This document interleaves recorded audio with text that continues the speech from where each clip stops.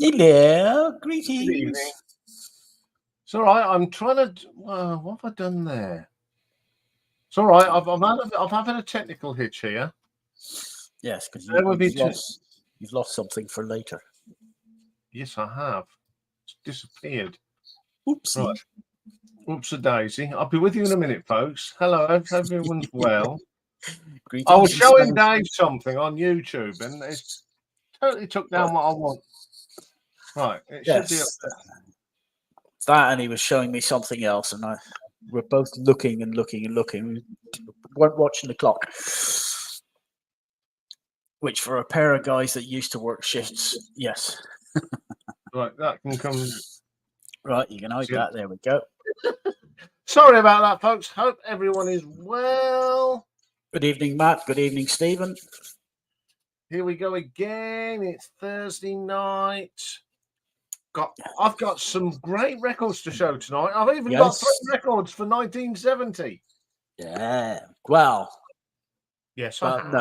no, because the hymn that we were looking at is actually 1962. Yes, but that's. I went to a record fair on Saturday, so that's what I'm going to be showing. And I've got some movies as well. Evening Zeb, evening French Vinyl Addict, evening Pulsar. Good evening, everybody. Here we go again. Well, busy, quiet, really. But I've Wet had a and thing. windy. Oh, yes. Everyone, Richard's got it. He's a big fan, so yes, he got that. But do you know where I took my picture? That'll get you warm. Anyway, 2,660 people have watched this week. 14 new subscribers. But what have you been watching? Now, number 3, straight in from last week, the album ranking of Cheap Trick at 60 views. Now, here's one, a curveball. Number 2, from August 2022, the Killing Joke album ranking, 65 people. Where did that come from? It's all right. I haven't given him his. I'm surprised there hasn't been allowed a complaint by now. Yeah, but at number 1, and rightly so, Susie and the Banshees album ranking 127. Yes, and I will have a question for all our content creators who come up on the panel later. Oh. Anyway, top short last week. Nickelback, Silver Side Up. The people supposed to hate them, but 167 people thought, yeah, we'll have a watch of that. Well, this is saying that might be people going, all right, let's have a look, see what somebody thinks. Yeah. So in the month, 10,913 views, 51 subscribers. That's pretty good. 51 a month. Thank you very much. Somebody you've been watching. Number 3, Slade, 177. Status Quo, 185. Oh, go on. What's going on? But still at number 1, and it's been at number 1 for a couple of weeks now. The Duran's studio albums, 221. And the top short of the month, Nickelback again. Whoa. Hey, you've tapped into a little niche audience there. Yes. So let's look at the big figures. We're now up to 253,439. And we're at 1,300. And Dave wanted to know who was the 1,300. And it's someone within the vinyl community that's finally subscribed. It's Jason Rojas. So he looks like he was the number 1,300. Oh, cool. Well, congratulations. Welcome. Thank you. Oh, thank you, French Vinyl Addict. Oh, you're a good man. Glad you enjoyed it, Stephen.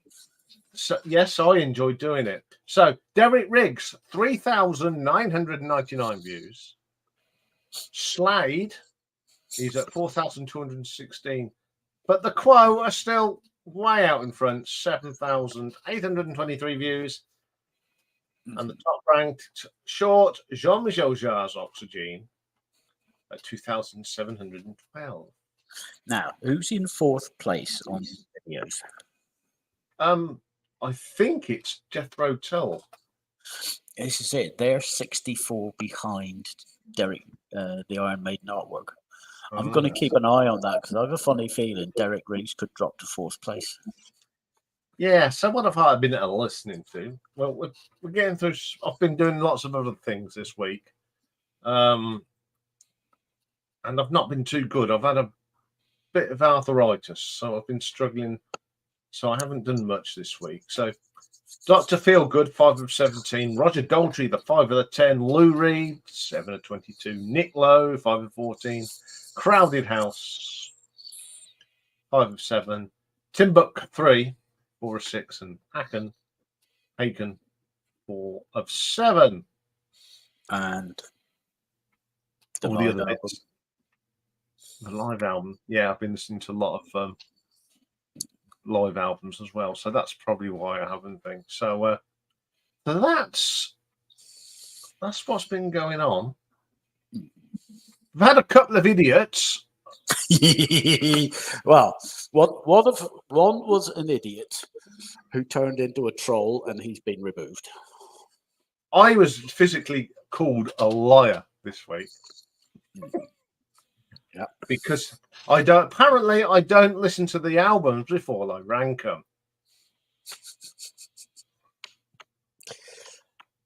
He was quite rude, so he's disappeared. Yeah. His comments have gone. Anyway, I'm glad you enjoyed it at Amorphous Steve, and they're a pretty good brand. Even I like the grunts, which is unusual for me. Anyway, I've done my bit for now, so I think it must be time for the hatches and the matches and the dispatches. So right, over to the man of figures and trivia and general rubbish. Okay, notable deaths in music. The dispatches. We've had 8 deaths this week, and one of them was today. So we'll go back and we start the 3rd of December. We lost Miles Goodwin, Canadian guitarist and singer with the group April Wine. The 4th of December, we lost a Bosnian keyboardist with the group Yellow Dugme, and he was Vlado Pravdic. The 5th of December, and this was one of the big ones, we lost a Hall of Fame musician with Wings and the Moody Blues. He co-wrote Mulligan Tire, the late, the great Denny Lane. We had 4 people died on the 6th. Amos Ettinger, an Israeli poet, songwriter, and radio presenter. And I included that one for our friend Naomi. We also lost Pedro Haitanen, a Finnish musician and conductor. Michel Sardabi, a French jazz pianist, and Jimmy Villotti, an Italian musician. And then today, in the very early hours of this morning, we lost the great Benjamin Zephaniah, British dub poet, novelist. And in 1982, he released the album Rasta, which featured the Wailers' first recording since the death of Bob Marley, as well as tributes to a political prisoner who later became President Nelson Mandela. So those are the dispatches. Birthdays. We've got 19 birthdays today. The youngest being Caleb Landry Jones at the age of 34, an American actor and musician. He's been in an experimental rock band, Robert Jones, but he's more of an actor these days. Age 35, Benjamin Clementine, born Saint Clementine, British vocalist, composer, musician, and poet. 44 today is Sarah, and I've got to pronounce this right, Bareilles. She's an American singer, songwriter, pianist, and actress. And Iain will be surprised. She has sold over 3 million albums and over 15 million singles in the United States, which is a fair number for one country. So she must be popular. So I'm thinking we might have to have a look at her catalogue and maybe put her on the laundry list. 'Cause if many of you will remember the lovely record label, His Master's Voice, you've just heard it. 46 today is Dominic Howard, drummer and co-founder of Muse. 47 today is Sonny Sweeney, an American country music singer-songwriter. 49 today is Nicole Appleton, an English-Canadian singer with All Saints. 56 today is Louise Post, American rock guitarist, singer, and co-founder of the band Veruca Salt. 60 today is Jakub, better known as Kuba Stankovic, Polish jazz pianist and composer, and Barbara Withers, an American vocalist with Atlantic Star. 63 today is Craig Scanlon, rock guitarist with The Fall. 69 today is Mike Nolan, Irish singer with Bucks Fizz. Also 69 is Bertine Osborne, a Spanish entertainer. 72 today is Henk Temming, a Dutch vocalist, keyboardist, and co-founder with the band Het Good Deal, which translates as the charity or the good cause. 74 today is Tom Waits, American singer-songwriter and pianist and actor. 75 today is Gary Morris, an American country singer. 78 today is Marion Rung, a Finnish pop singer who represented Finland in the Eurovision Song Contest in 1962. She came 7th, and in 1973 she came 6th. 88 today, well, the last three are all classical. 88 is Jean-Claude Casadesus, a French conductor. 93 is Richard Felciano, an American composer. And 95 today, Granddaddy is Raymond Warren, a British composer. And he was an educator. He taught music at Queen's University in Belfast from 1955 to 1972. And I'll just repeat two for Iain because he was out of the room at the time. 46 today is Dominic Howard. Oh, Dom was 46. Yes. And Nicole Appleton is 49. She of All Saints. I thought that would get it. Right. Marriages. Matches. There's only one today, believe it or not. 2003, Mary J. Blige married record producer Kendu Isaacs, and they divorced in 2018. So today's talking point, if I remember correctly, is 1970. So a few bits of trivia for you. February the 4th, the film Patton, starring George C. Scott, premiered in New York, and it won the Best Picture Oscar in 1971. March, South Africa cricket team completed a 4-0 series drubbing of Australia in South Africa. That was the country's last official international cricket test for 22 years. It was the start of the apartheid ban. March the 30th, Columbia Records released Miles Davis' double album, Bitches Brew, which won a Grammy and earned him his first gold record. And I like the next two, April the 10th and April the 17th. On April the 10th, Paul McCartney officially announced the split of the Beatles. And 1 week later, he released his first solo album, McCartney. Saw the writing on the wall. Yes, didn't he just? I mean, considering that 2 weeks ago, we had been looking at 68. No, was it 2 weeks or was it 3 weeks ago? Whenever the Beatles had said they'd signed a deal, a contract to stay together for 10 years. Anyway, June 21st, the World Cup final took place in Mexico City. Brazil and Pelé became the first team and player to win the World Cup 3 times whenever they beat Italy 4-1. But can anybody remember who played for third and fourth? Who came third? Who came fourth? July, Casey Kasem's American Top 40 debuted on LA radio, and look how long that ran. That ran into the 2000s before Casey retired.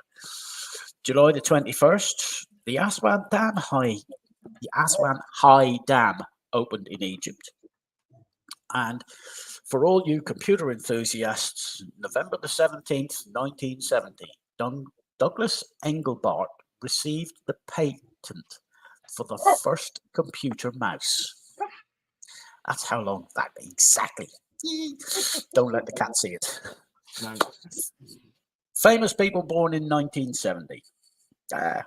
Rachel Weisz, Chris O'Donnell, Christopher Nolan, River Phoenix, Jennifer Connelly, Be Still My Beating Heart, Queen Latifah, Andre Agassi, Gabriella Sabatini, Phil Mickelson, Annika Sorenstam, and Tonya Harding.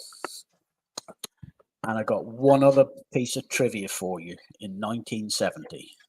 Now, Richard will know what I talk about whenever I say, whenever it rains, we know what rain is. Being Irish, we know what wet weather's like. However, 1970 in Basse-Terre, Guadeloupe, 1.5 inches of rain fell in 1 minute.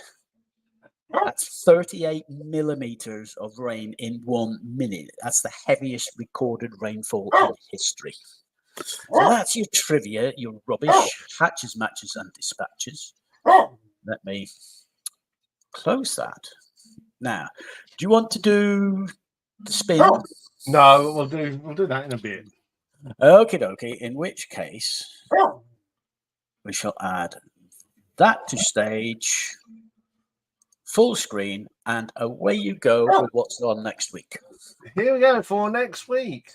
Oh, French final addict. He's been called a liar too since he barely speaks English.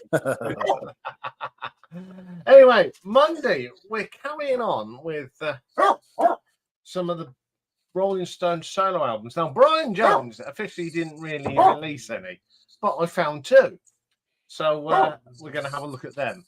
Next week's classic, and they say this is one of the greatest breakup albums ever produced. And it's Shoot Out the Lights by Richard and Linda Thompson. Yes. Richard, of course, was in Fairport Convention.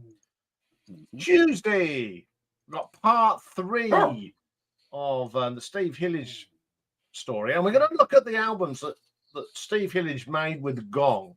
So we'll have Zeb jumping up and down for that one. So we're going to look at the albums that he just made.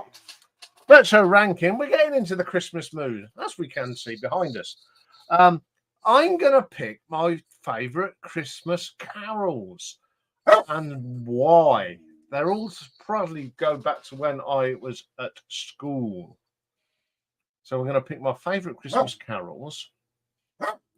Wednesday's Marathon, another request, and it's one of the heavy metal bands that sort of disappeared, but they were there in the beginning of the new wave, and it's Tokyo Blade. That's what you call heavy metal. Studs, blades, yeah, great band. Goes back to me youth. Got another Battle Royale next week. Tie 11. We're getting through them now. We have got Status Quo's Never Too Late, the one after Just Supposing. And Who's Next? And also, we'll be taking a wander down the sidewalk and looking at the top 10 singles for December the 14th, 1991.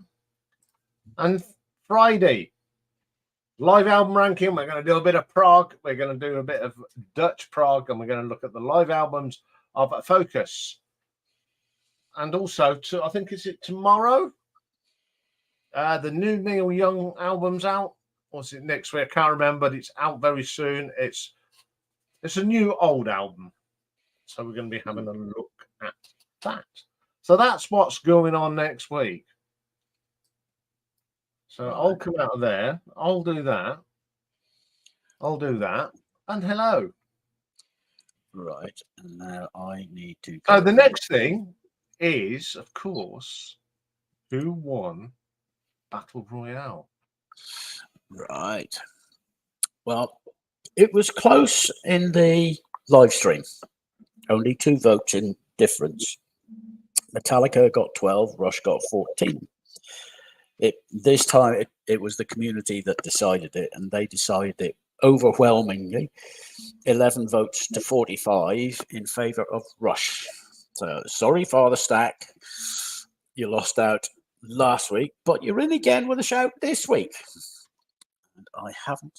Let me just cancel that and just check something. Oh, it's 24. Ooh, 24 votes have been cast. I'm going to answer Stephen. Yes, Michael Schenker is on the list for a story.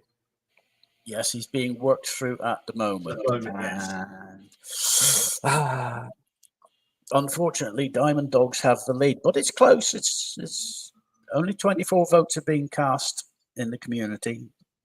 It's relatively close. I haven't looked at the live stream yet.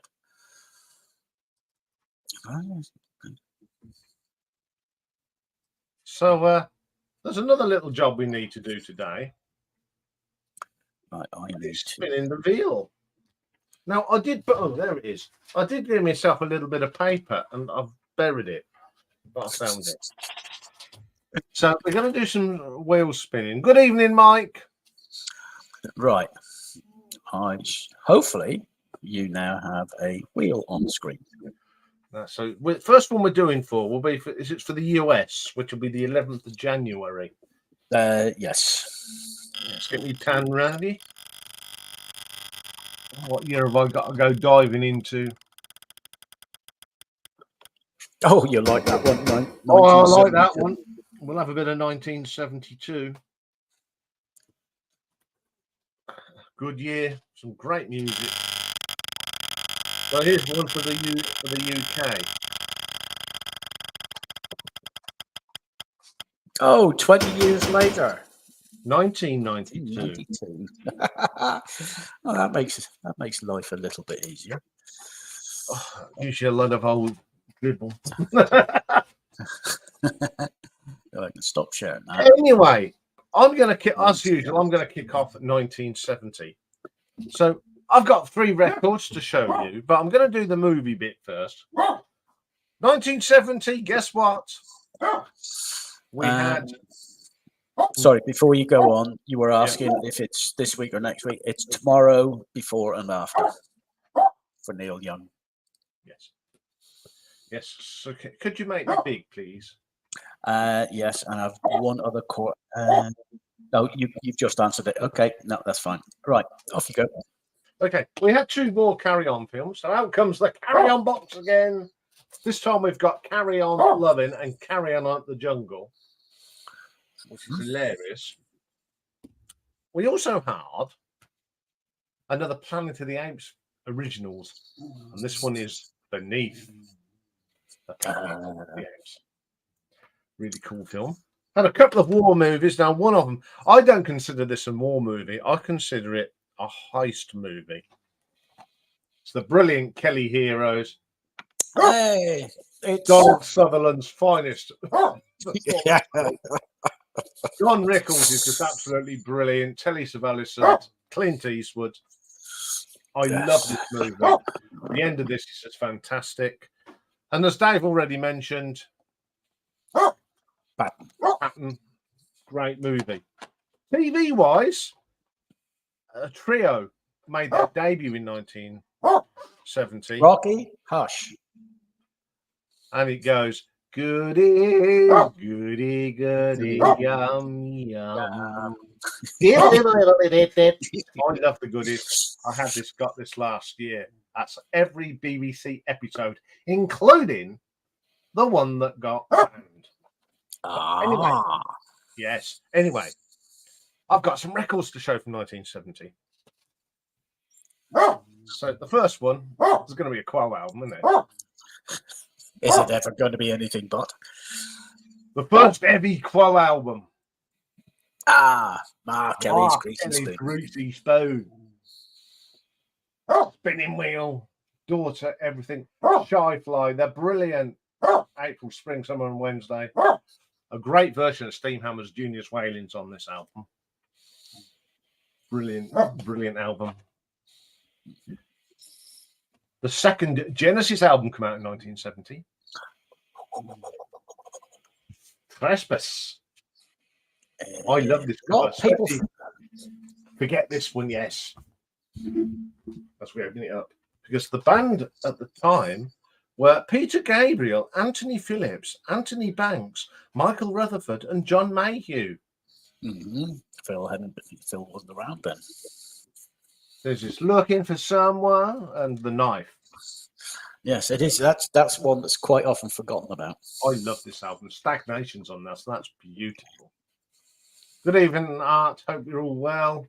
Yes, it is an excellent album, Pulsar. I love that album. Yep. But the bombastic, the best, and probably one of the greatest albums to ever come out was 1970. Rock and Deep Purple's in rock. Speed King. What an thing to open up to. Yes, it's the gatefold open one. Yeah, yeah. Oh, look at that. That is just pure class. Will I be dancing the Funky Gibbon? Christmas, mate. The Funky Gibbon. Yeah, one of my. Everyone knows this is my favourite Deep Purple album, and it is an original as well. Look. So if you're watching the thing, I do listen to records. You're telling me I don't listen to records? How rude are you? There we go. Yeah. All good stuff. So that's my selection for 1970. Now, I've also saw it in the gallery that Michael from Japan has got some killers for 1970. So once he gets up, I'm sure we'll go. So there's some great stuff in there. Anyway, does anyone know who came third in the World Cup in 1970? Now, I got the team they beat by deduction. Yes. Yes, they stop hitting with those negative waves. What's the negative vibes? Am I missing something? Oh, man. Yeah. You with the negative waves. Oh, yeah. Have you got it now? Yes. We're going back. Did I hit you with the paintball in the right place? Yes. I think Donald Sutherland in that is just he's absolute class. It's when he comes out that tunnel in the tank.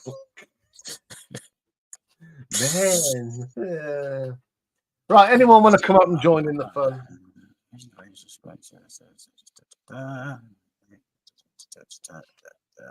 Sorry, I'm just going down through and scrolling down. Somebody asked for. Yes, it was Seb. Yes. Yes. It's a handy tip for you. They've been added to the list.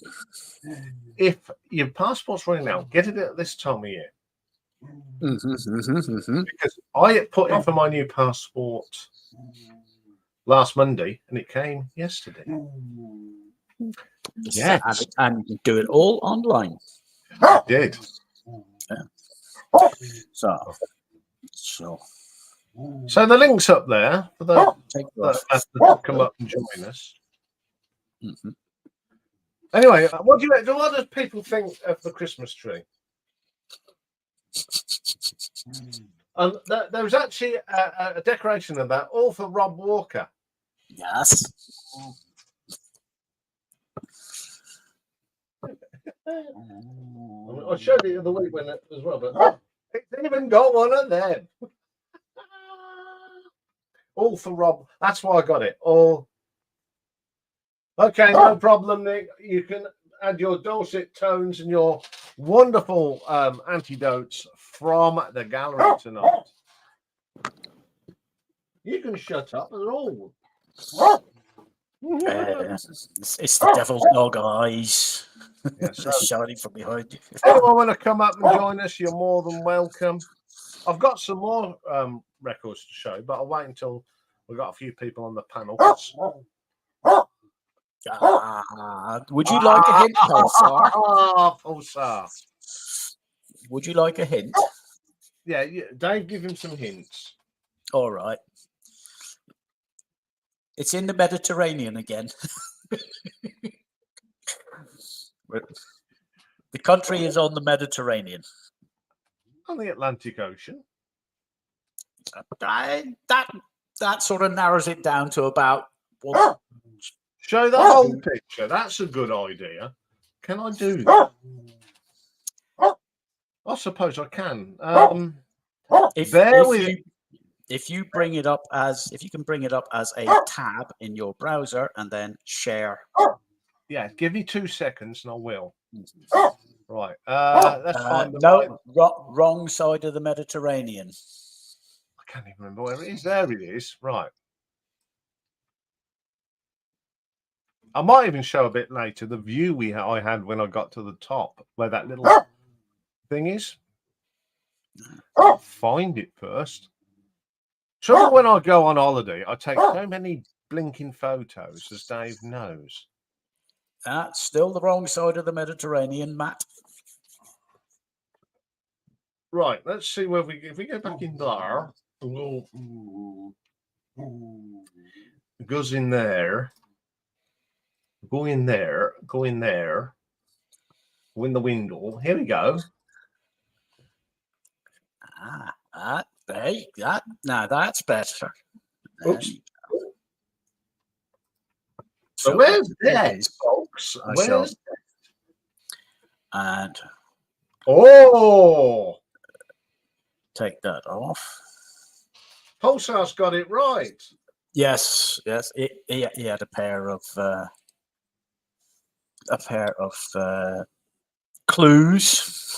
The first 2 shouts were all the wrong side of the Mediterranean. There's not many countries with a coastline on the Mediterranean and the Atlantic that aren't. Yeah, that's actually as usual. It didn't smell much different, I can tell you that, Nick. Yeah, this is actually where they film a lot of the Game of Thrones battle scenes.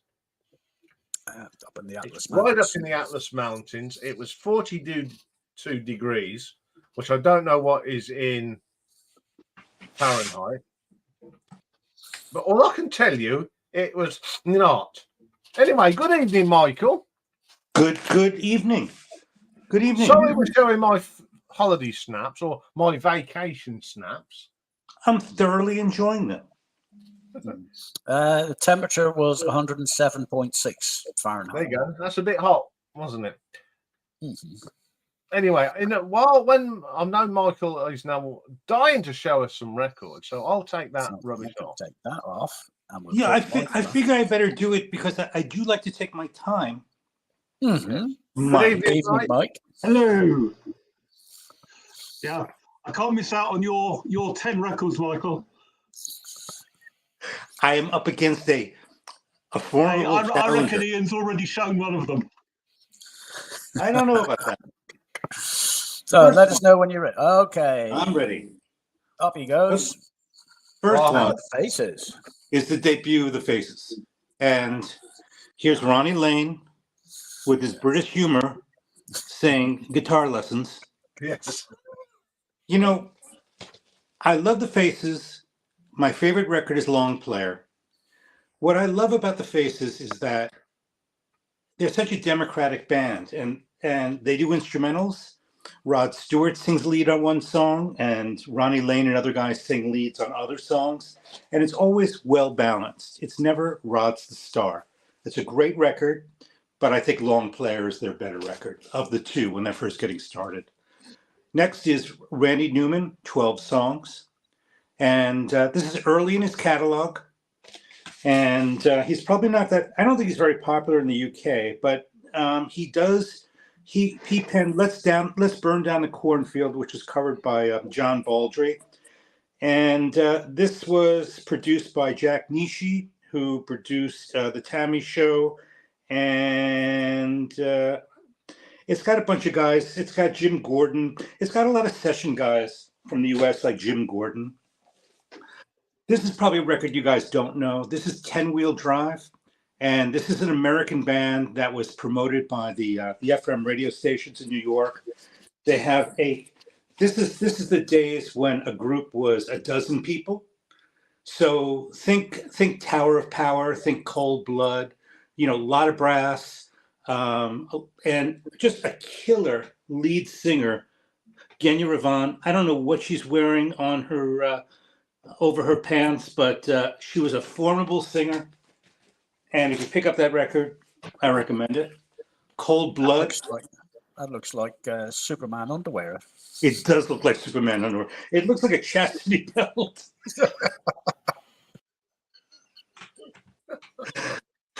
Been here 5 minutes and you brought it down again. Oh, dearie me. Cold Blood. San Francisco. Now this is their debut. Another look at that. Look how many people in that band. Another type of band where it's brass and organ and guitars. They're a bit overdressed, aren't they? What's that? They're a bit overdressed, aren't they? They In are. the britches. They are. They are. Look at that. They love that old fare. She was pint sized. I don't think she's bigger than 4 feet tall. Lydia Pence. She was actually. This band was signed by Bill Graham, and they were hoping that Lydia would beat Janis Joplin. But Bill Graham just got so distracted with putting on shows, and he really wasn't a promoter or producer of records. Just a great debut. I don't know if she's famous in the UK, but in 1970, she was really a top songwriter and singer, Laura Nero. And it's not her debut. I think it's her second or third record, Eli and the 13th Convention. This came with a paper lyric sheet that was scented in lavender. And it doesn't smell like lavender anymore, but that was very unique back in 1970. I don't know if you guys know this. Do you know who this is? No, I've never seen it. I have. I've seen that before somewhere, and oh god. Yeah, me too. And I just can't think, Michael. Mott the Hoople. Oh, Second for album. God's sakes. Mad Shadows. Yes. Yeah. Oh, wow. Ian Yeah. Hunter on the back. Oh, And they use this painting in the center. This was a very dark record, and they weren't proud of it, but man, they always did covers. But I don't think there was any covers on this one. Anyhow, Thunderbuck Ram, No Wheels to Ride. This was produced by Guy Stevens, who was a real lunatic. He'd start fires in the theater, in the studio to get them going, and just a great jacket cover. The cover was done by somebody named Gabby Naisman. I always thought this was, I don't know what this was, like a grill or a face. It looks so devilish, doesn't it? Mad Shadows. It's almost like an X-ray photo. Delaney and Bonnie and Friends, 1970. oh, it's a great album, that is. Right? It's got Eric on it, hasn't it? Yeah. Got Eric on it, Bobby Whitlock. In fact, this is the whole team of people that got hijacked and taken on the Mad Dogs and Englishmen tour. They all left Delaney and Bonnie, and they did like a few shows in the UK, recorded it, and just it's gospel and it's Southern rock. This is Stevie Vinyl Cupboard's favorite artist. He wanted me to show this. This is Todd Rundgren. Yeah. Runs. He begged me. He said, "Michael, you're going to show Todd Rundgren today." I said, I'm not sure. I'm not sure. Oh, dear me. There's the back cover. Bob That's a Zoll. cool picture. I love that picture. That's brilliant. And this is just to show off here. Just to show off.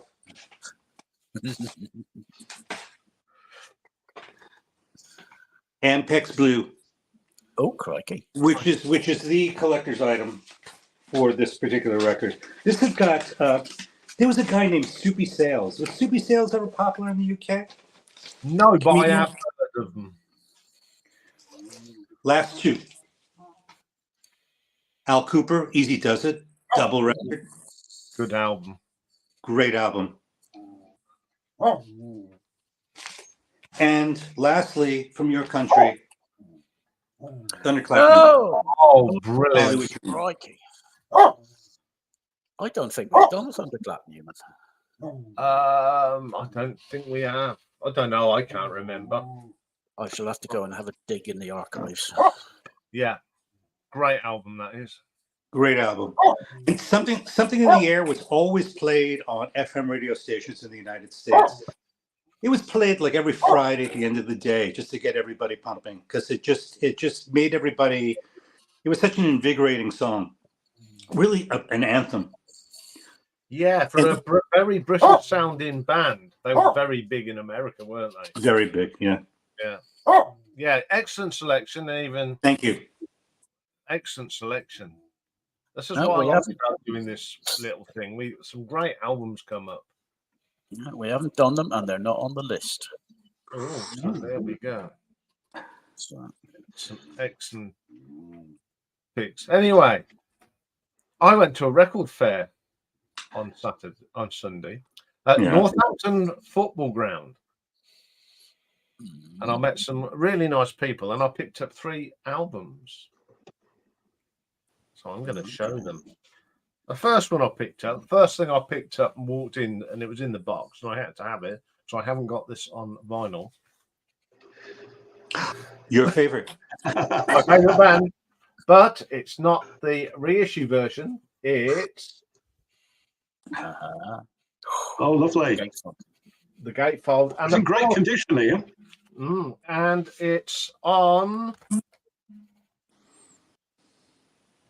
that Vertigo record label. Oh, never seen that. No, in the 70s, Michael, in the UK, if you were a rock band, you were on Vertigo. Black Sabbath were on Vertigo. Thin Lizzy were on Vertigo. They were all on Vertigo. Now, this one I know Mike will love. And I'm so glad I've got this now. I was about a bit of that. Anthem. Oh, yeah. That's a great album, isn't it? It's a fantastic album, but the picture on the back is absolutely stunning. And guess what? If we take it out, it's even got the proper lyric sheet. Excuse me.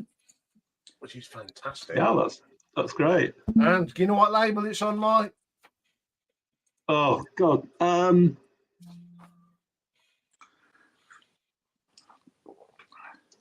know it's a blue label, isn't it? It's yeah, an independent new wave that don't exist anymore.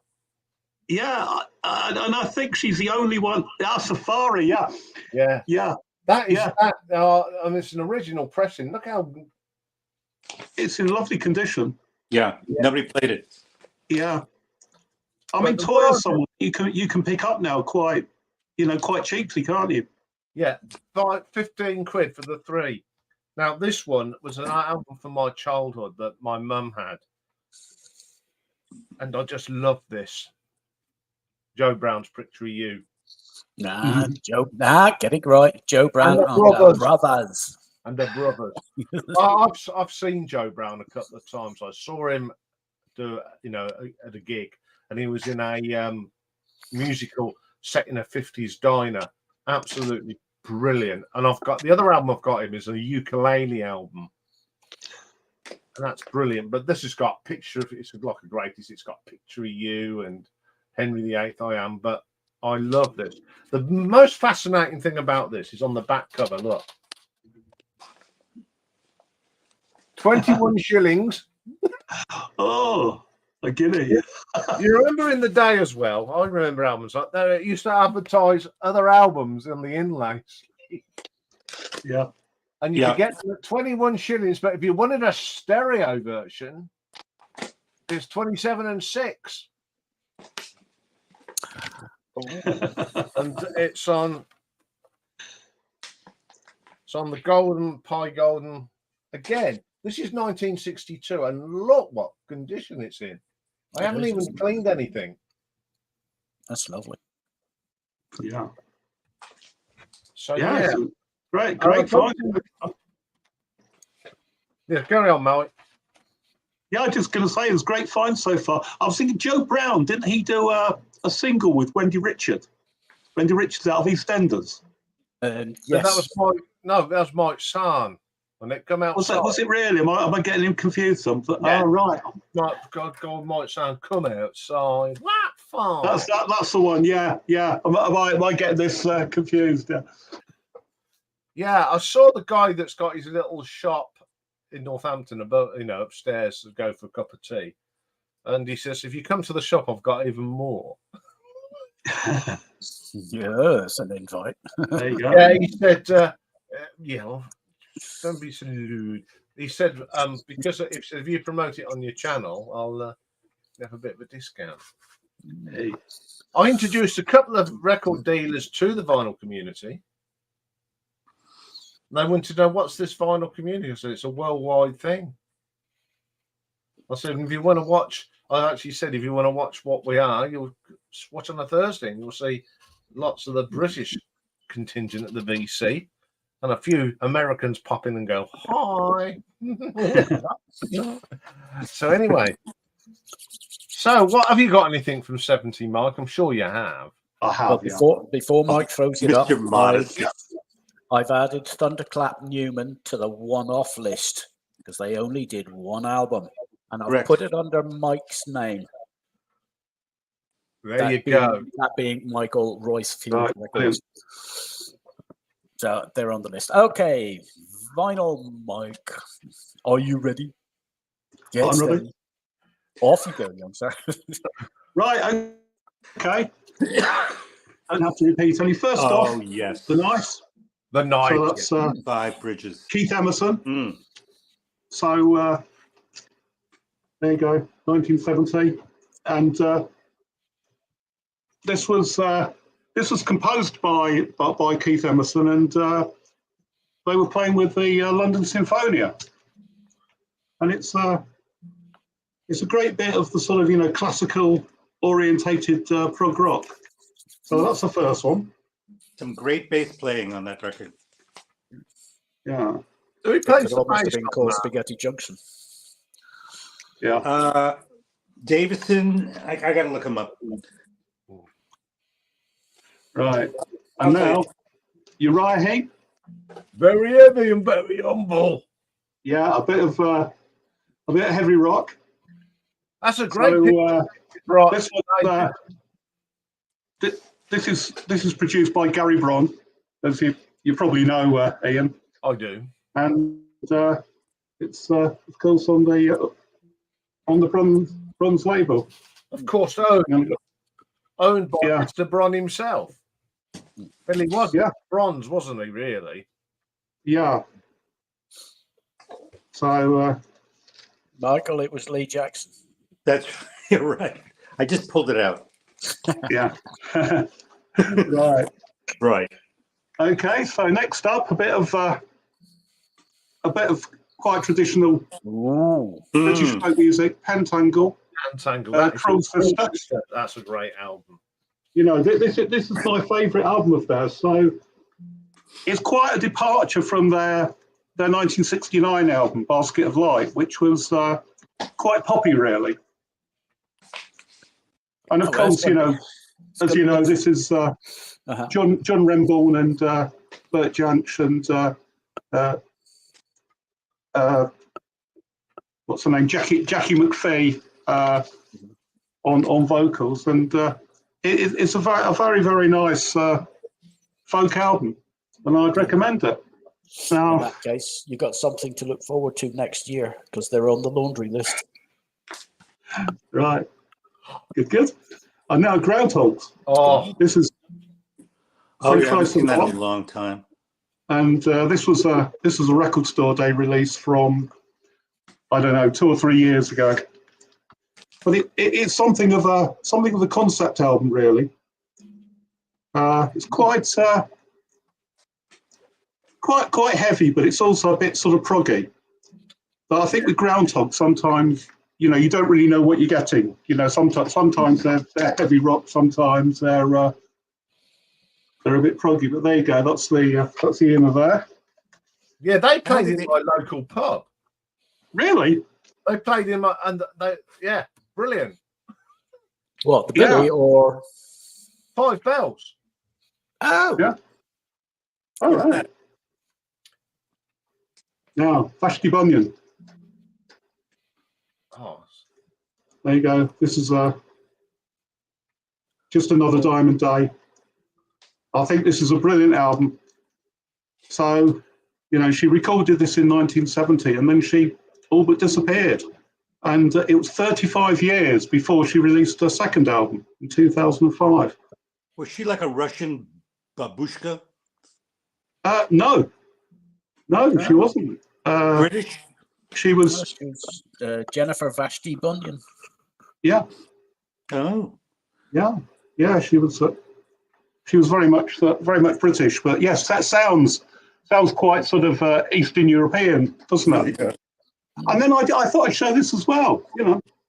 All things past. And one thing I find absolutely amazing is, this is the year that the Beatles finally called it a day. Yep. But they're still by far the most talked about band on the VC, aren't they? Yeah. Amazing. So that's it. That's what I've got to show anyway. Very good. One that saw the writing on the wall, didn't he? Yeah. I mean, I like that. That's very good, Richard. Very good, Richard. Ranking the promiscule. Yes. Richard, are you going to come up and promote your album selection? We're doing the Beatles based show on Saturday, Richard and I. Are you? Oh, Yeah, right. we're doing Beatles covers, our favourite Beatles songs done by other people. Is that Wow. stout ice? Was that stout ice or Mike, or was that Coke? Or should I say another cola-based drink? Me? That was coffee. Guinness. No, Mike Vinyl.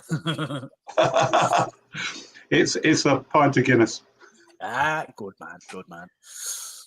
Anyway, I'm glad we agreed with the top 4 Susie and the Banshees albums. Actually, it was the top 5. Top 5? I just think those first 5 Banshees albums are absolutely brilliant. And it's difficult. I think it's difficult to rank them, but I think Kaleidoscope sort of like just about has it with me. Yeah, and me. Juju worthy seconds. But yeah, I thought that was brilliant. And I think that is probably one of the best cover an album full of covers you're ever going to get through the Looking Glass. It's every song on there is awesome. Susie the Roxy music. Susie sang that brilliantly. Hard to cover Roxy music, but she nailed it. Yeah. Well, we got they did Dear Prudence, didn't they? Although that's not on. That's on that album, is it? Strangely enough. Yeah. Funny, isn't it? That when they have great covers, is not on the. Yeah. Yeah, I was very hard, as you say, to rank them because even the last album they put out was excellent quality music. Yeah, I would have put the final album sort of up a bit higher, but the only reason I think I would do that is because I didn't have it until National Album Day about a month ago. So, just been discovering it, and so I played it quite a lot. But you got the top 5 absolutely right, Ian. Yeah, it was always going to be them. It was always going to be them 5, but I wasn't quite sure what order. Yeah. When I was going to rank them, I didn't have to listen to them 5 albums. No. Because... so you don't listen to the records then? Well, I did listen to, but when I made that initial list, the first 5 were them 5. Bang, bang, bang. It was just a case of listening to them just to say, okay. I always knew Kaleidoscope was going to be number 1 because of that story. The first time I ever heard that album, I had as I said on the video, I had a friend that had a sister that was a bit older than us. We were 13-ish. So we had a big sister that was a goth. And some of the music she used to listen to was brilliant.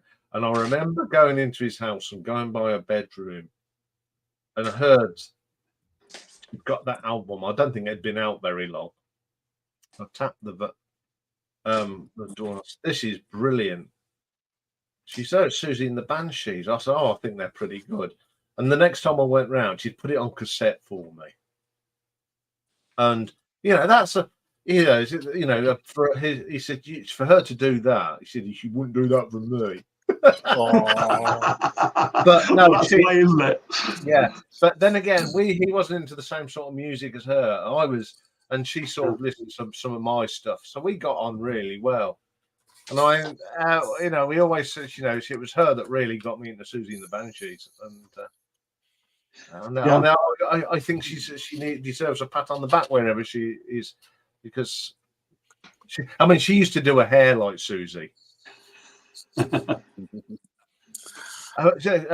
mum used to go mad, but her dad said, "Yeah, she just loves music. Let her get on with it." Romeo, wherefore art thou, Romeo? Here's a cassette I made for you earlier. I mean, what I find absolutely amazing, particularly about Susie and the Banshees, but about quite a few of the other punk bands. But I think I mentioned last week or the week before I'd watched a documentary from 1977 about punk rock, and it was all very sort of sensationalist stuff, saying, is this the end of civilization as we know it? But Susie was on it. No. And she was just this young girl, punk rocker. And she, they said, are you in a band? And she says, yeah, sort of. And then, a year or two later, they're producing wonderful albums. Yeah, because I mean, as much as I love the debut album, it's a little bit raw. It's raw. Yeah, that's what I like. That's what I like about it. Yeah. And the playing sometimes that's where you get the best stuff, is whenever they're young, raw, and uncontaminated. Yeah, the Boss Cocks were like that. Yeah, they weren't very good. You could listening to the whole catalogue again, you could see how they progressed musically and how they learned their instruments. Yeah. You mean some of the young ones today? I think the Banshees were particularly sort of a band that progressed I mean, the thing, very much. It's all about Susie, but the other person that is the young song hero is Stephen.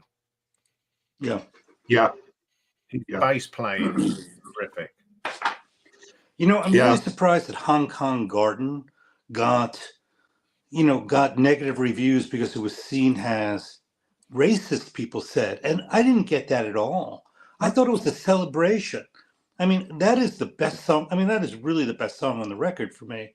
And it kind of got squashed.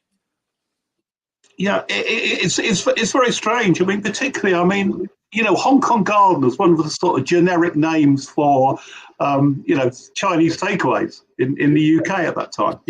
If it was called Hong Kong Garden, or the Emerald Jade or something like that. Right. All those sort of names. But yeah, I could never understand that either, Michael. But yeah. I mean, the Banshees, absolutely love them. I can remember you mentioned, Steve Severin being sort of, the rest of the Banshees was sort of integral, weren't they, with the whole thing? And I can remember seeing Susie and the Banshees sort of quite early on at the refectory at Leeds University, and it comes to the end, and. The crowd are wanting an encore, and everyone's chanting Susie, Susie, Susie. And she comes on and she says, we're not bloody playing unless you ask for the Banshees as well. Good for her. Yeah. Yeah, there's one video that I remember, and I can't remember which song it was. They're playing in that bandstand. I can't remember what song it was now, but they're playing in a bandstand. The Last Beat of My Heart? You mean the black and white one? Yeah, I can't remember. They're standing in this. It looks a very cold day, and there's Susie just. Can't think. No. It'll come to me, but yeah. Anyway, people must be getting bored of us talking about about Susie and the Banshees. But going on from there, another band that was, I think, that did the same was Echo and the Bunnymen. Mm. They started very basic, and then they got like a good wine. They got better with age, and there were so many good bands coming out of that 78, 79 period.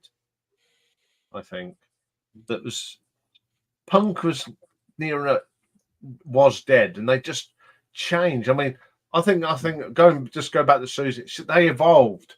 Mm-hmm. They knew that punk was not going to last, so they just their music got better. Well, you take Ultravox, they started off as a punk band, didn't they, really? And look what happened to them.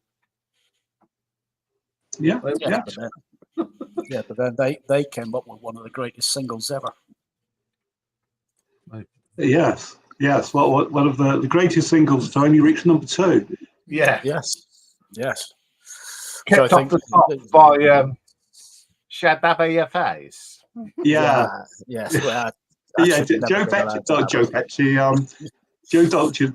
Yeah. Yeah. Oh, and anytime I hear that, I will stop what I'm doing and I will listen to Vienna any day of the week. It is absolutely one of the greatest songs ever. Yeah. It's a fantastic video as well, isn't it, Dave? Yep. There's going to be intrigue on the dark streets of, in Vienna, presumably. This is it. I love the way they did it. It was like a play on the Third Man. Yeah. I thought that's absolutely brilliant because I'd seen the Third Man as a film with my dad, and I was really intrigued and was getting into sort of spy movies and whatnot. And then this song came out, and I saw the video. I thought, wow! Oh wow! It just blew my mind. It was brilliant. Anyway, Vienna really stood out from the rest of their catalog, didn't it? I mean, it was so different than anything else they'd ever written. This is it. Like I say, it was different. It totally blew me away. I thought, hang on, this isn't a punk song. This isn't a punk tune. This is something different. This is, this should be up there with the greatest of the rock songs. Oh, wow.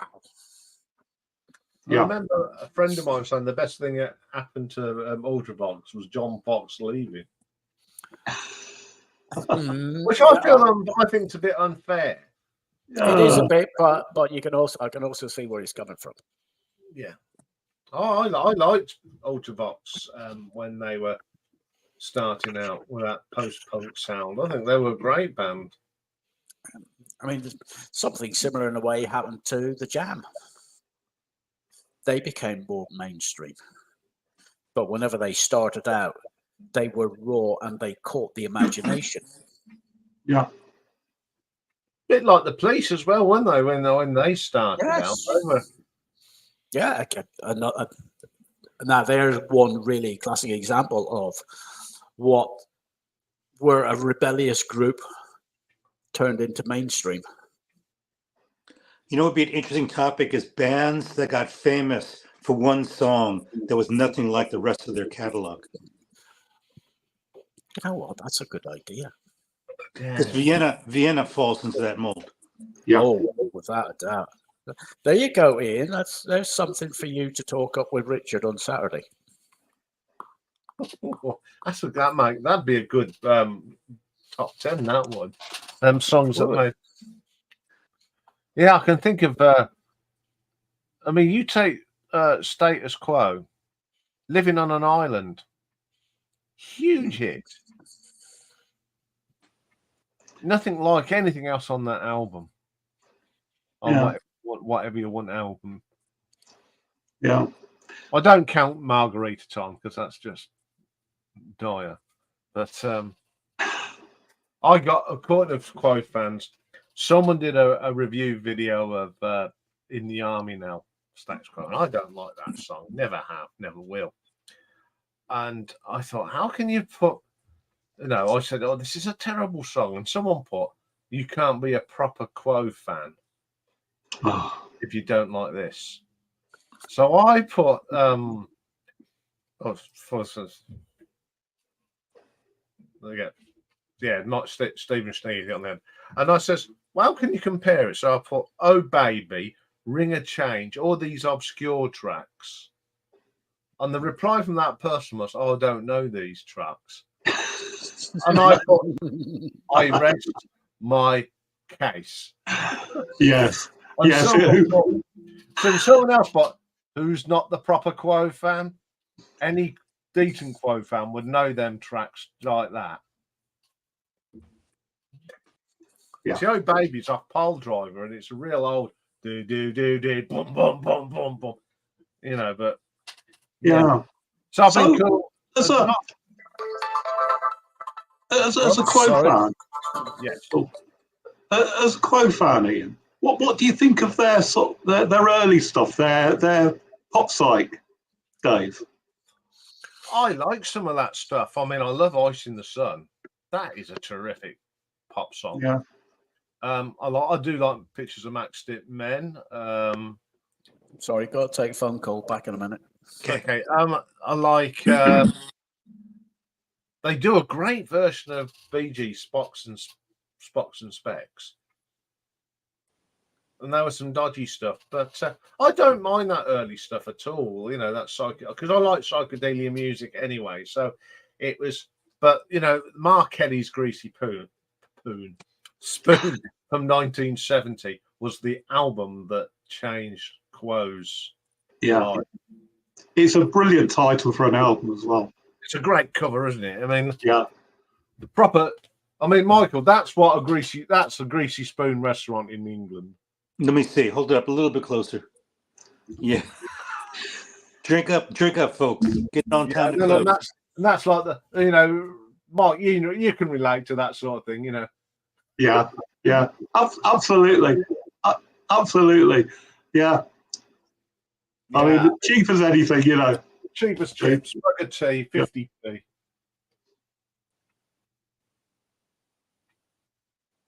It's just a great album. I can show it again.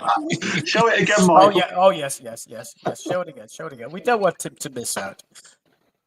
Definitely not. You can't miss out on this, Stevie. There we go. We'll even make him just for you, Stevie.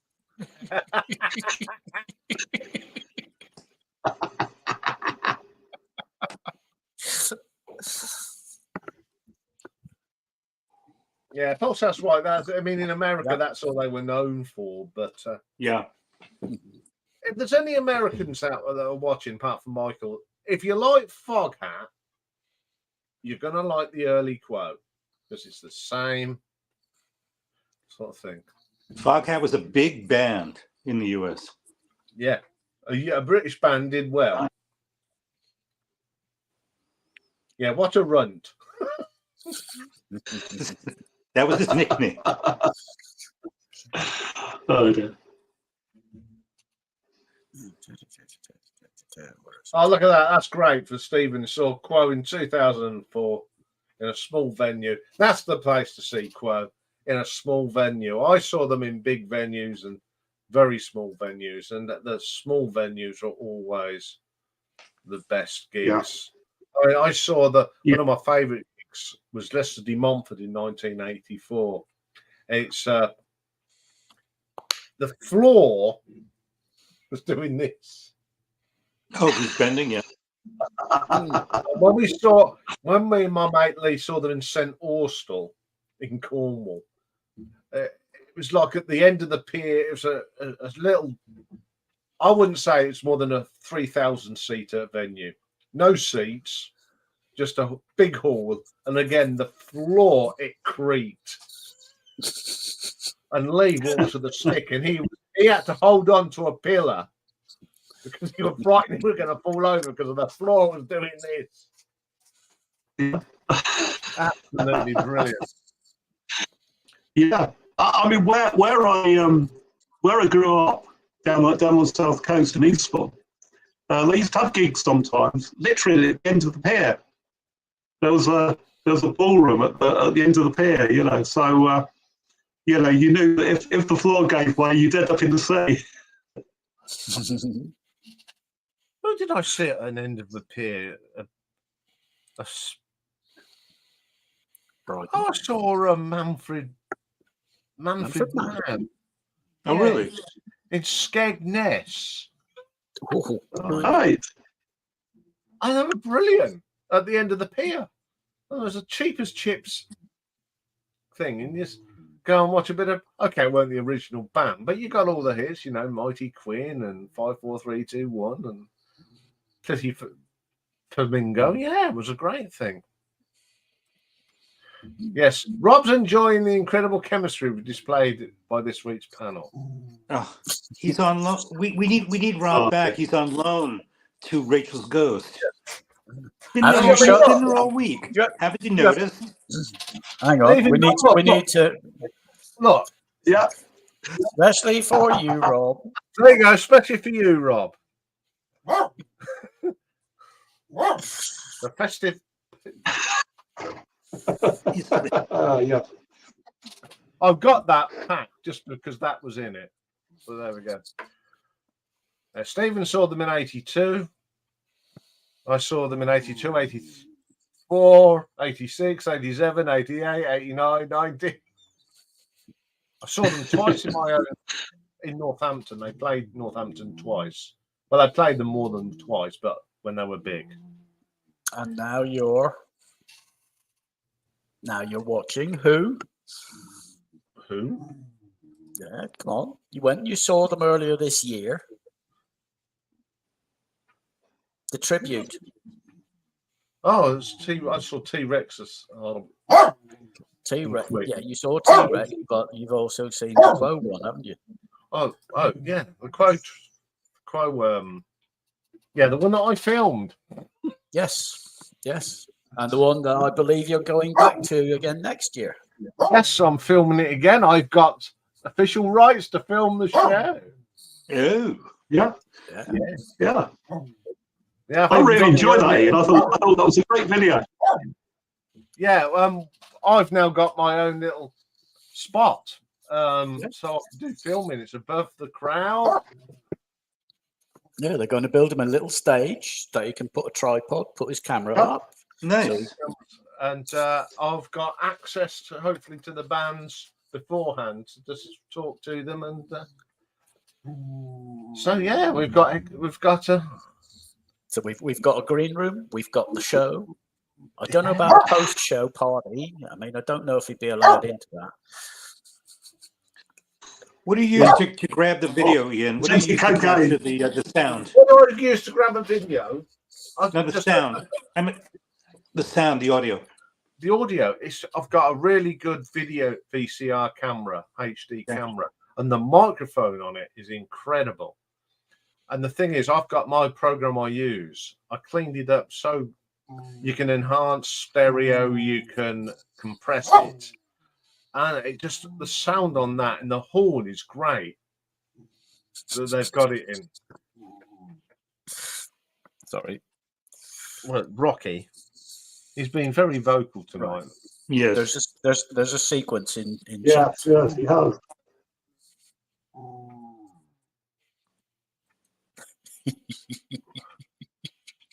Oh, yes. And then on a separate subject, Dukes of Stratosphere. Yeah, they are good. I like them. yeah. Vanishing Girl is a good song, and Stephen agrees as well. Yeah, I mean the fact that they're XTC basically. Yeah, Andrew, assume name.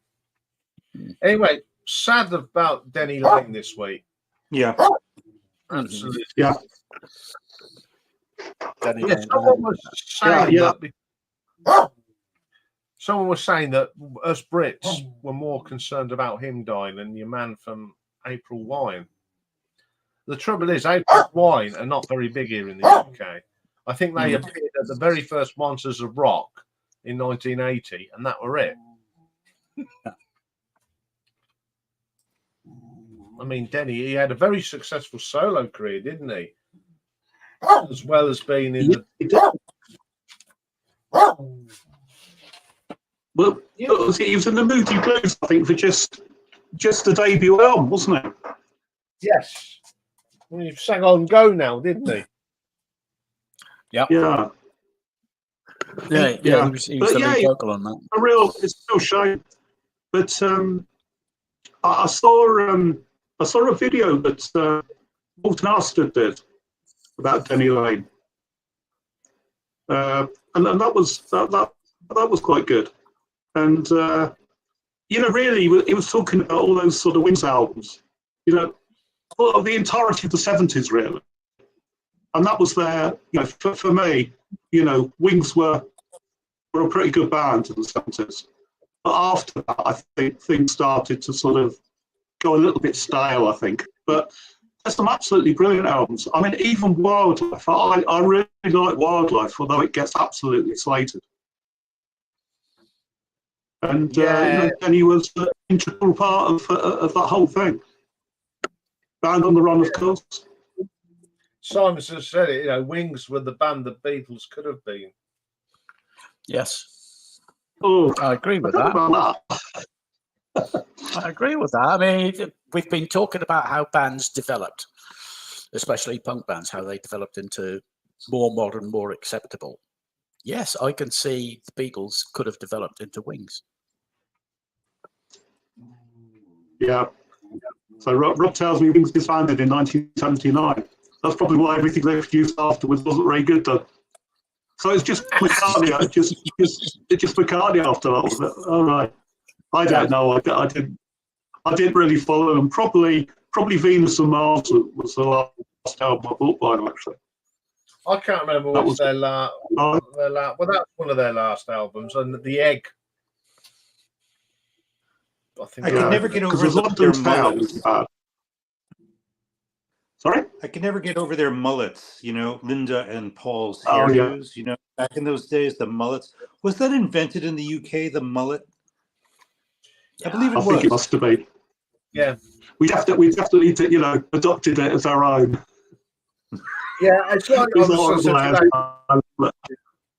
yeah, it's like today when I was. But what I'd give now to be able to grow a mullet.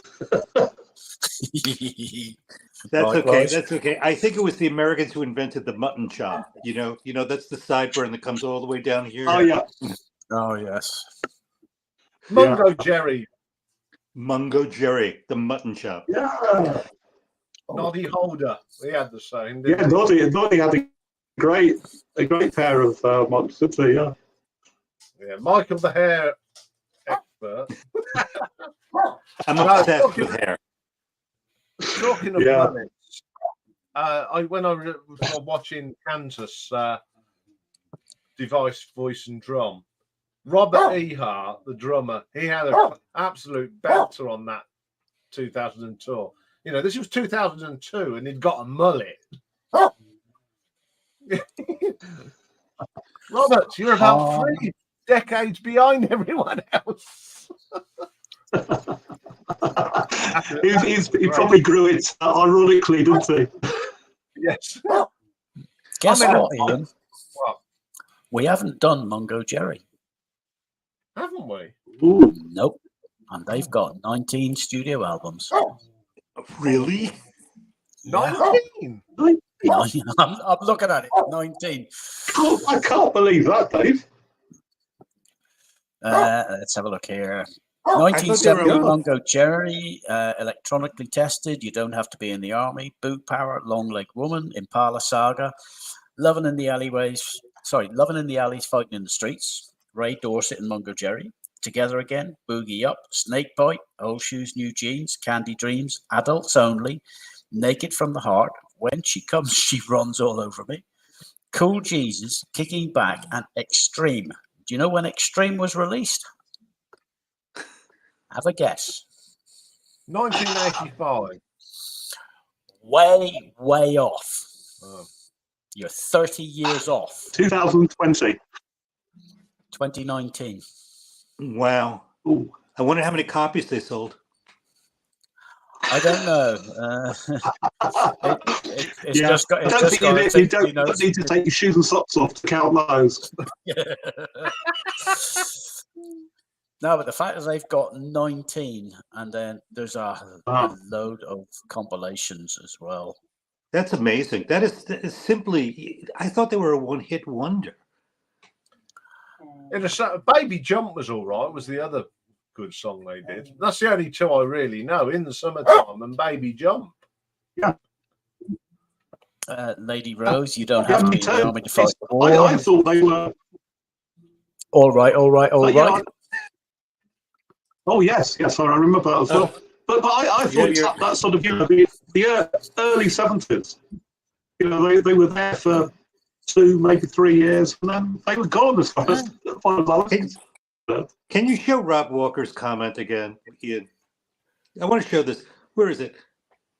About the that you shouldn't. His advice to here's your professional development counselor right here. Okay, he's your job counselor. I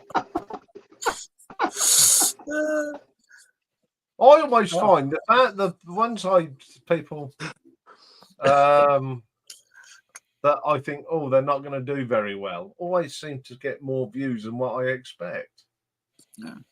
Yeah. I say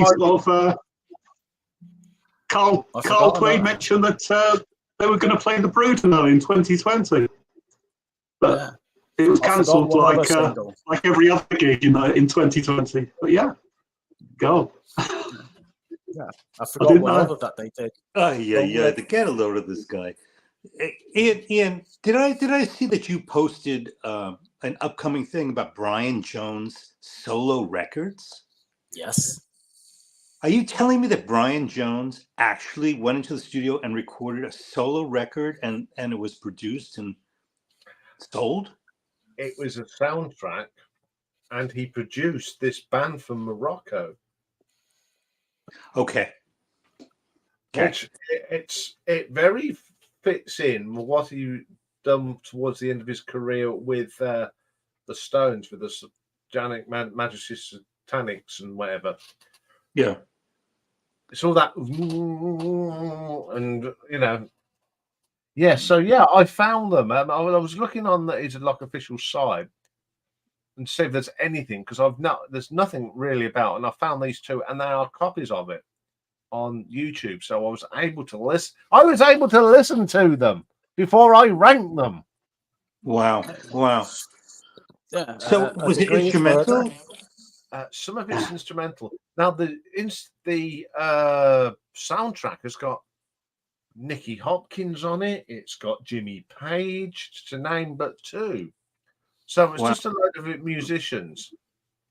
Never been officially released, but there's some good bootlegs out there of it. It was a German film. I'll tell you what it was called if I get my book, because Degree of Murder. That's it. Thank you, Dave. Yeah, A Degree of Murder. Brian Jones, Jimmy Page, Nicky Hopkins, Kenny Jones, Glyn Johns, Peter Gosling, and Mike Leander. And that was Mike Leander was the orchestra. Well, yeah, they list Brian Jones as playing sitar, organ, mellotron, recorder, banjo, harpsichord, autoharp, dulcimer, clarinet, and harmonica. Isn't that amazing? How many instruments he played? Yeah. Yeah, it's sad what happened to him in the end, wasn't it? And then the other one. Yeah, he was murdered. I believe he was murdered. Oh, Ian, you're going to love... Oh, you should have kept tonight's background photo for doing Brian Jones, because the other one that he released was he presents the Pipes of Pan at Jujuka. Yeah, I've heard, which is it's the Moroccan group. Yeah, I quite like that album, believe it or not, because I spent for a holiday in Morocco, a fortnight in Morocco, based in Marrakesh, and you go around the bars, and some of the music in these, this new, to me, it was like new world music, discovering different sounds and instruments. I thoroughly enjoyed the music at night. My ex-partner didn't. Oh. Question, Rob, why? You should come up and do it.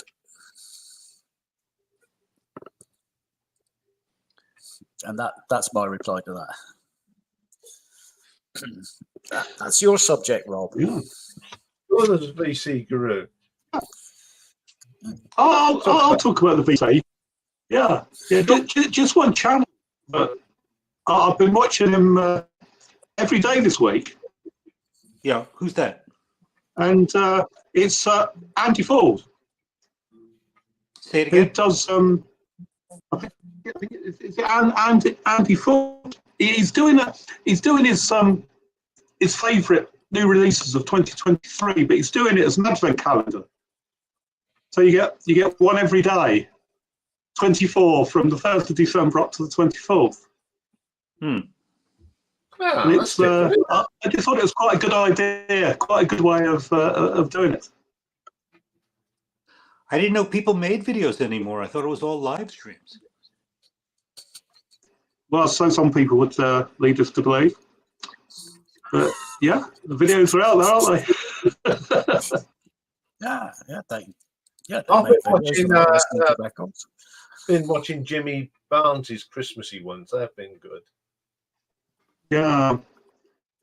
And then we've got Yeah, the. he did do, yeah. I mean, he did those Christmas number ones, didn't he? But he obviously wasn't able to get the Beatles clips out there. No, you put 20 seconds of, well, not even 3 seconds of a Beatles song on YouTube on your channel, and it's. Yeah. I was lucky to get my shorts up for the competition, but because they've got a shorts policy now, so I got away with it. But yeah, I did a couple of Christmassy shorts. You did? You did? Yes, I've decorated Yes, my. yes, I heard. Yeah. You had a tiny Christmas tree with a lot of booze next to it, if I remember. Couple of bottles. Booze. Yes, a bottle of Mexican tequila, which won't be there come January the 1st. I can assure you. Yes. We want pictures of the tequila being consumed, along with the bartender Well, that'll be me and the customer. and the customer. Yes, as I said the other week, me and my neighbour at Christmas we go out for meal and do something. This year we're gonna go out for a meal, come back, and we're gonna make cocktails. Great. And we're not quite sure whose flat we're doing it at the moment. A boozy Christmas. Yeah, it'll be interesting. Okay, yeah. Anyway, you're not Noddy Holder, you're Slade Schultz, Ian. But it got me thinking: how many years has Merry Christmas Everybody made the charts? I mean, it must be 20 or 30 different. I think it's got more now because of streaming. Yeah, I think it's always up in the streaming top 10 at Christmas. But yeah, I haven't looked. I don't know how many times it's actually re-entered the charts. 50. Yeah. 1, 3. 50 years. Probably right. Yeah. Oh, how an hour. It's always there, though, isn't it? Are we all Christmas shopping and everything tonight? The answer to that is 29 times. 29 times. Yeah, and you won't believe. I mean, the UK singles chart, obviously, but it's also hitting the Irish charts, the Dutch single charts, the European Hot 100, the German singles charts, the Polish Airplay Top 100, Slovenia's Top 50. I'm scrolling down here. Yes. Wow. The lowest has been 70. And the peak has been, oh dear, oh dear, oh dear. Oh, crikey. Google is essential. Oh, it's some scathing. It's been rather scathing tonight. Yeah. I'm not, and I'm not using Google. I don't use Google because Google tracks you, whatever you do. Yeah. Yes, use tonight, it. Rob Walker, we know he's fat, but he's a faceless warrior tonight. Yes. Yeah. Tapping on the keys. Tap, tap, tap, tap, tap, tap, tap. Anyway, there has been some controversial in the VC this week, hasn't there? Don't know. What's that? Regarding a video, a parody that upset somebody. We're going to mention any names, but it's getting a little bit out of hand, isn't it? It's a war on artists. It's a war on artists. Yeah, it's. My take on this is, if you're any of us that make videos on YouTube, That create. yes, and if we do something stupid or do something, we are going to be someone's going to make a video of us. Yeah, you've just got to accept this is how it is. And if you get offended by it, don't make videos. Yeah, because I could say something stupid. Okay, when I first started, a year ago, I got a little bit, but after it's been explained, blah, blah, blah, I'm okay with it now. Because at the end of the day, it's free publicity. Yeah, indeed. And I've got no problem with it. And when people start having a go at people, and there's that expression, calling the kettle black, having a go at someone, but you do the same to other people. You can't do that, it's all part of it, but Elliot. Good evening, Elliot. Oh, Rob, I have some things in the hopper that you're gonna like.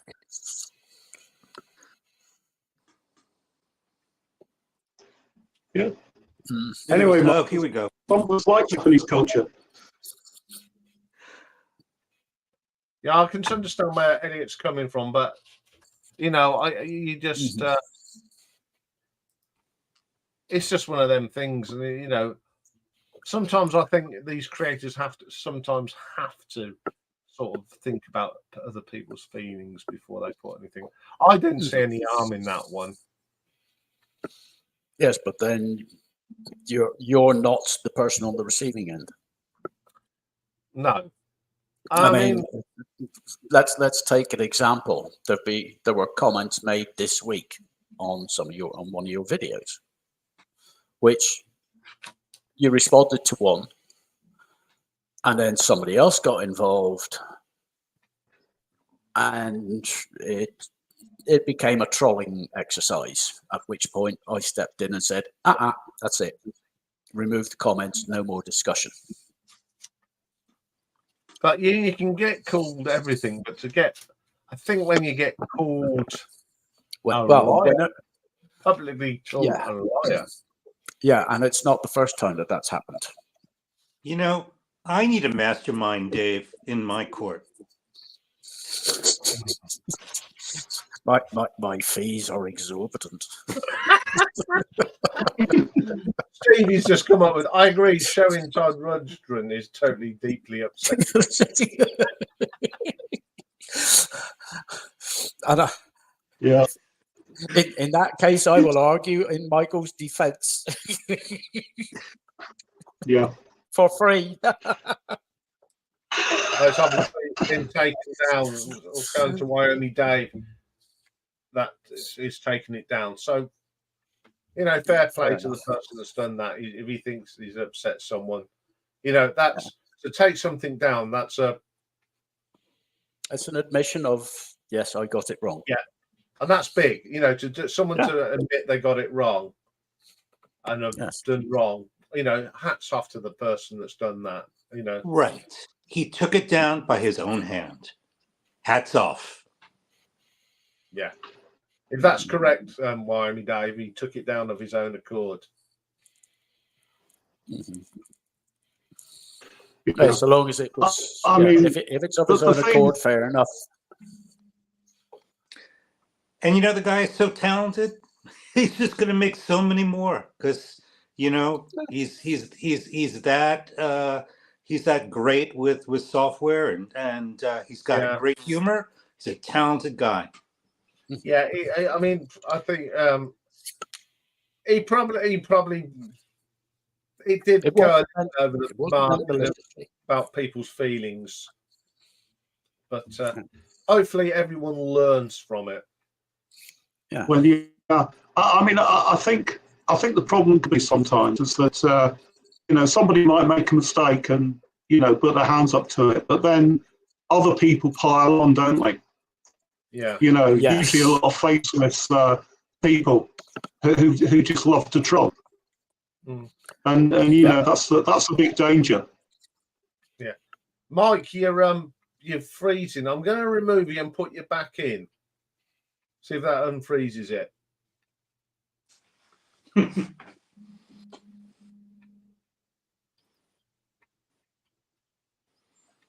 Yeah. Mike, you're a little bit jumpy. Yeah, I mean, could be his connection. I mean, I think it's Mike's. It's okay at my end. Yeah, no, you're freezing for us, and you're out of focus. Oh, is it? Oh, we just had too many beers. One shanty too many. Thank you, Carl. Yes, you do. I have fiber to the home here.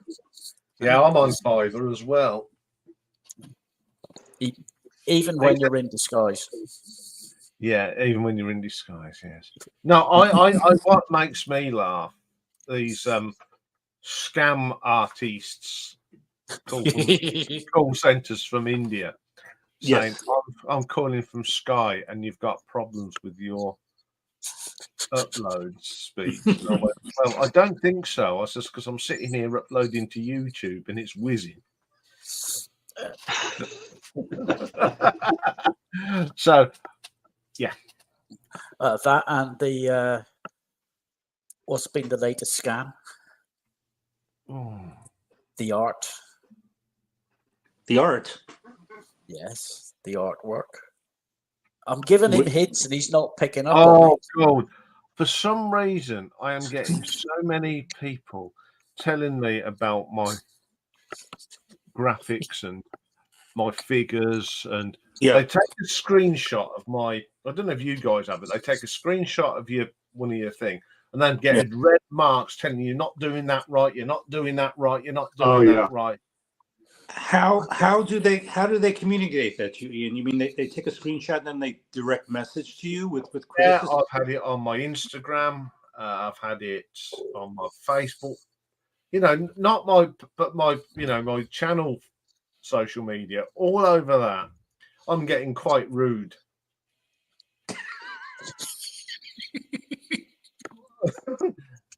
I had my first negative comment on my channel this week. I'm getting loads. Somebody, I made a video about Laura Nero, like one of my early videos, and this woman wrote, like, what did she say? She said, at the end of the video, I said that I found her early work off-putting, and the woman wrote, "Off-putting, you're off-putting." And I just couldn't believe it. Issue with my video, and it's like, honey, I'm a fan. Can't you see? It was a tribute video. It's called "In Praise of Laura Nero," and basically, I got a comment of like, you don't know what the F you're talking about. Yeah. Okay. Let me see. Wait. Here's Elliot. Also, when a person doesn't want their name used on the tube for professional reasons. Yes. So Elliot, I'd like to say something, okay, to you. When I first was introduced to the vinyl community, there was a fellow named Static Traveler who made videos. And in his videos, he had characters named Penge and Derek. And my first introduction to the fellow in question here was Alan using that gentleman's early name. So I thought it was fair play. And there are a lot of people on YouTube in the vinyl community who think that fellow's early name is fair play. We don't get a rule book when we join the vinyl community. And we have a show called Rachel's Ghost that every day lists a long litany of hate and grudges. And you expect all of us to know what's going on here. So sometimes we don't know, Elliot. And that's my response to you. Come on up here, let's talk. I think Elliot means real name rather than a screen name. No, it is the real name. It is the real name. Nobody knew that. Yeah. Well, We anyway, thought it was another alias. We just didn't know. This is it. If it's not obvious that it's a screen name, something to hide behind, then yes, people are going to make mistakes. We can only apologize, but then you shouldn't have put your real name out there if you don't want it known. yeah, it's like, I think we're going back to what the troll I had, saying that I'm a graphic designer and I'd love to do improve your artwork. So I sent one. I said, well, I am doing a rebrand in 2024, and I've already got a graphic, my graphic designer expert who probably hasn't charged me a penny, not like what you're going to do. And that Sorry, that's Michael's comment has reminded me, it's brought me back to, I said earlier I had a question for the panel. As content creators, whenever you put up videos, you will see if you get likes or dislikes, thumbs up and thumbs down. Yes. Would you like to be able to see who has given you a thumbs down? Absolutely. Absolutely. Right, because Iain is consistently getting thumbs down. The period is rather straight. It's sort of a weekly thing. It might be one video 1 week, 3 videos the next week, and then there'll be silence for a couple of weeks, and then 1 video, then 3 videos or something. Love to know who it is that's consistently thumbs down. I know who it is. So it's Rob Walker. It's Rob Walker. Yes. No, so you can at least challenge them and say, why? What is wrong with the video? Why have you given me a thumbs down? I want to understand so that I can make my content better. someone didn't like the Susie and the Banshees, Mike. Oh, that was me. Was it? I think it's odd that YouTube. I think it's odd that YouTube tells you who gives you the thumbs up or the like, but they don't tell you who gives you the thumbs down. As I say, I'd like to know so that you can go back and say, all right, why? What's wrong? Why did you not like this video? What did I do wrong in your eyes? I mean, if it leads to an improvement in content, fair enough. If it's just a troll, then excuse me, I want to block that person. I don't need negative comments or thumbs down should be an indication, right, you've done something wrong. The ones that Iain's getting are totally random. There's no comment associated with it. It's just a thumbs down in general. We have our suspicions, but we're not going to say. It's like I think the one that doesn't bother me, but the one that really hurt me is when I did my tribute on the day that was on my mate's funeral. I just put up somebody's stuff. Oh yeah. Someone put a thumbs down to it, knowing that it was in the title a tribute to Gary. Yeah, that wasn't just hurtful for me, but hurtful for Gary's wife. Yeah, who keeps us kept. Yeah. Gary is, although he's no longer with us, Gary is still subscribed to the channel. Yeah, for which we are greatly. Yeah, his wife did not want to. She said she was not going to unsubscribe to the channel because Gary loved the channel. It kept him going towards the end. He used to sit and watch all the videos, so which is nice. Yeah, so it was really, really upsetting that was, but normally, but it's just very, very weird, isn't it? You know, and you know, some of these Iron Child warriors to really get on your nerves. And we got some more. Yeah. I mean, it was obviously calculated to upset them, wasn't it? Yeah. You know, why else would you do it? It's just unpleasant.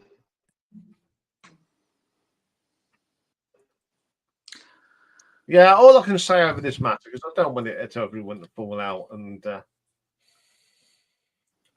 you know, fall out over this. I think we can put this to bed. Mm-hmm. On this channel. We're not going to be talking about it anyway. It was just a little talking point. I don't want it to become toxic, so we are not going to be talking about that anymore. We're going to talk about good things. And I'm going to put something up to break the thing if I can find it. So just talk amongst yourselves a minute. I also think from time to time, let's revisit Rocky's rules for this channel. Yes, I think the rules will come up next week. Good. He's fast asleep. He couldn't give two monkeys at the moment. All that barking and he's exhausted himself. Right, I'm going to go and find some. The other thing he normally does when he barks too much. Right, I think I can find it if I can go to the right place. Oh, there it is.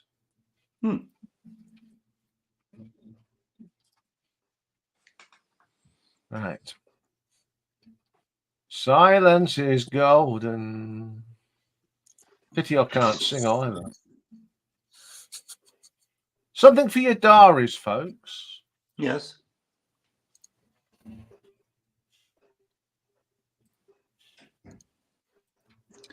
A bit in the middle party. Okay. Yes, it's going to be a live stream, but it's going to be a party. So you've all got to be in party mood. Hey.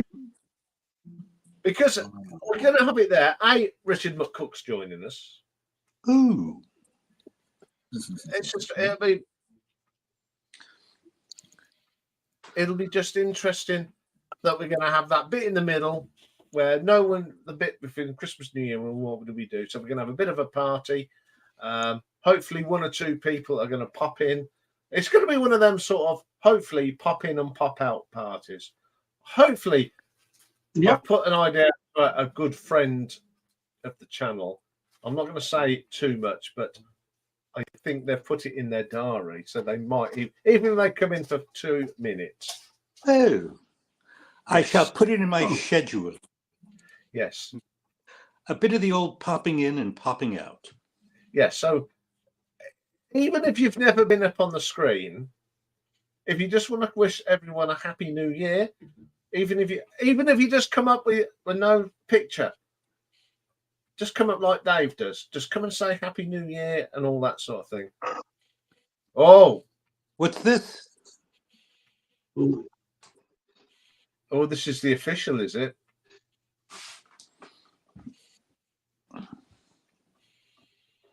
Don't troll the Rockies.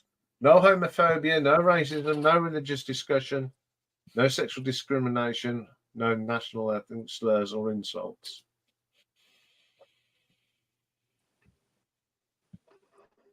If you're eating or drinking, I'm supposed to mute. So every time I take a sip, I'm supposed to mute. Oops.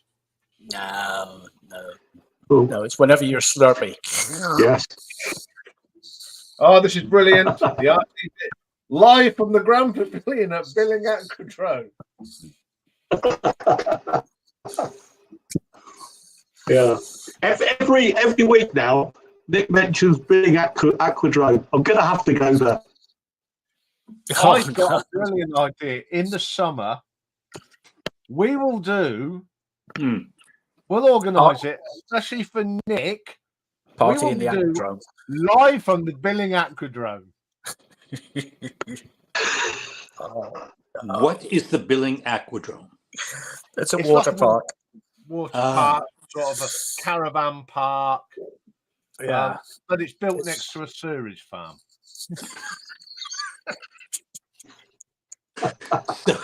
So it's not very trendy. Oh, it can be. It can be. You get a lot of people with cruisers and barge boats and whatnot call in, stop over. There's a few restaurants and whatnot. It's not bad, but it has a reputation. Yeah, it won't be as good as this one because we won't be able to do it on StreamYard, but we will see if we can do it on the phone live in honor of Nick.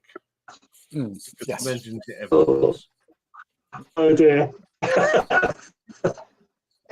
Yeah, there no sexual gratification. Oh dear. Anyway, I'm going to call this one tonight because Right, before you do, let me go and check numbers so we get it accurate. That hasn't changed. Don't lie. Yeah, the reason I'm calling it early, last night I had a terrible night's sleep and I am starting to feel tired. So I've had a bit of arthritis this week and it's been a thing. So the trouble is, Mike's frozen. So hang on, no, what shall I show tonight? I know what one I'll show. This one is for you, Stevie. This one's for you. There we go. I'm going to put Toya tonight. The end. Oh, that's very apt, Mike. I like that. Yep. Right. So that's all for tonight, folks. I do apologise a bit short tonight, but I am absolutely exhausted now. So hopefully I'll be back next week for a bit more full of the joys of spring. Have a good week, everyone, and thank you for Good night. Bye. God bless. God Take bless. care. Cheers. Bye.